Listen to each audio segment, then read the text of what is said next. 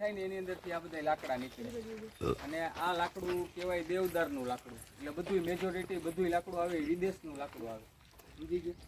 વિદેશનું. આપણું અહીંનું એક ઇન્ડિયન લાકડું નથી, આ બધું વિદેશનું જ લાકડું છે. દેવદાર પાઇન કહેવાય આને. અને અલંગથી આવે, શીપ જહાજમાંથી આ બધું લાકડું નીકળે. શીપ હોય ને એમાં મોટા મોટા કન્ટેનર હોય ને એ રહી જાય ને એવડી જગ્યા હોય એની હેઠે આ બધું લાકડું ફિટ કરેલું હોય, બરાબર.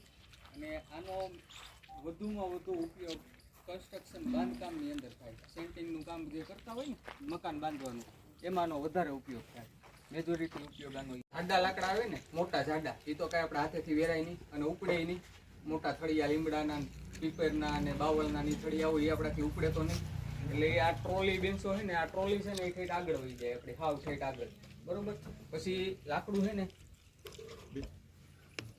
ને, એ જો આની માથે ચડી જાય.